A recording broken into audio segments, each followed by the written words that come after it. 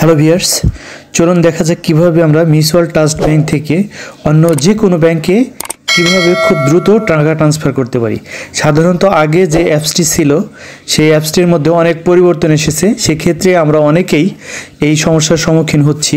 তো কিভাবে আমরা নতুন মিউচুয়াল ট্রাস্ট ব্যাংকের অ্যাপস থেকে আপডেট অ্যাপস থেকে কিভাবে আমরা অন্য আদার্স ব্যাংকে টাকা ট্রান্সফার করতে পারি, চলুন দেখা যাক। এর জন্য আমরা যেটি করব, যদি আপনার অ্যাপসটি যদি আপডেট করা না থাকে সেক্ষেত্রে আপনার প্রথমে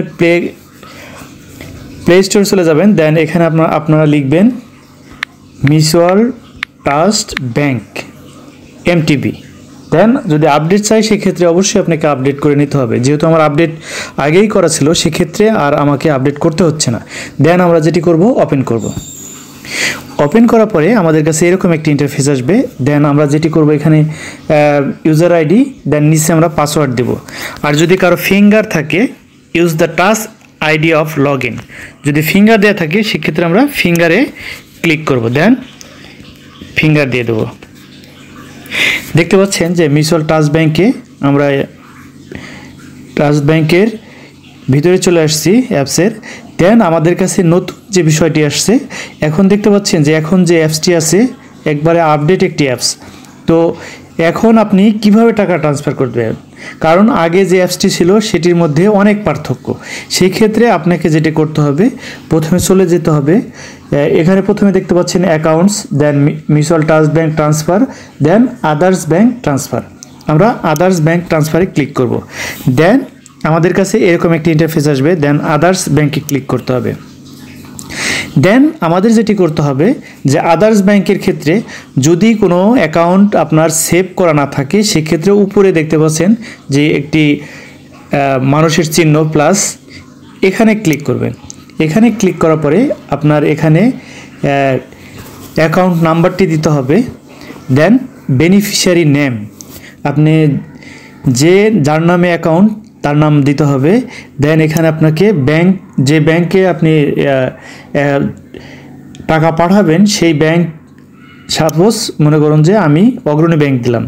দেন এখানে আপনাকে সেই যে ব্যাংকে আপনি টাকা ট্রান্সফার করুন সেই কোন অ্যাড্রেসে, এখানে সাপোজ আমি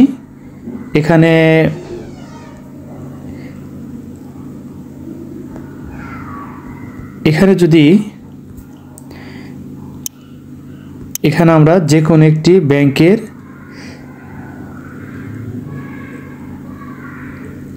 আলমনগর, দেন এখানে আলমনগর দিয়ে দিলাম।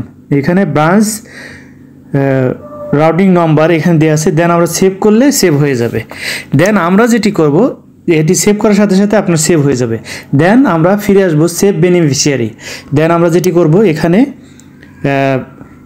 অ্যাকাউন্টসে ক্লিক করব। অ্যাকাউন্টসে ক্লিক করার পরে দেন আমরা এখানে সিলেক্ট অ্যাকাউন্ট, যে অ্যাকাউন্ট থেকে টাকা যাবে। দেন এখানে দেখতে পাচ্ছেন বেনিফিশিয়ারি, সিলেক্ট বেনিফিশিয়ারি। এখানে আপনাকে বেনিফিশিয়ারি যে ব্যাংকে দিবেন সেই ব্যাংকে সিলেক্ট করে দেবেন। যেহেতু আপনি সেভ করেছেন, সেভ করার সাথে সাথে আপনার সেই অ্যাকাউন্টটি এখানে চলে আসবে। দেন এখানে type, suppose regular transfer BEPTN, এখানে যদি আপনি ক্লিক করেন সেক্ষেত্রে আপনাকে 24 আওয়ার সময় নেবে। যদি আপনি ইনস্ট্যান্ট ট্রান্সফার করতে চান সেক্ষেত্রে NPSB এখানে ক্লিক করতে হবে। এখানে ক্লিক করার পর দেন এখানে অ্যামাউন্ট দিতে হবে। সাপোজ আমি 10 টাকা ট্রান্সফার করে জাস্ট আপনাদের দেখাবো। দেন এখানে আমরা রিমার্কে পেইড লিখে দিতে পারি,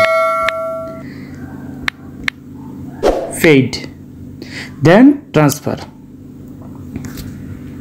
দেন একটি ওটিপি যাবে, সেই ওটিপিটি এখানে বসিয়ে দিতে হবে। দেন আমরা ক্লিক করব। দেন সাবমিট। দেখতে পাচ্ছেন যে others bank account transfer is successful. এখানে আমি মিউচুয়াল ট্রাস্ট ব্যাংক থেকে এখানে দেখতে পাচ্ছেন মিউচুয়াল ট্রাস্ট ব্যাংক থেকে ট্রান্সফার করে ব্যাংকের সাথে পাঠিয়েছি। উপরে দেখতে পাচ্ছেন SMS চলে আসছে আমার, এখানে দেখতে পাচ্ছেন যে SMSটি চলে এসেছে, সাথে সাথে ট্রান্সফার হয়ে গেছে। তো এইভাবে আমরা খুব সহজেই মিউচুয়াল ট্রাস্ট ব্যাংক থেকে খুব সহজেই আদার্স যে কোনো ব্যাংকে আমরা ট্রান্সফার করতে পারি। আশা করি আপনারা বুঝতে পেরেছেন, আশা করি আপনাদের কাজে লাগবে। ধন্যবাদ সবাইকে।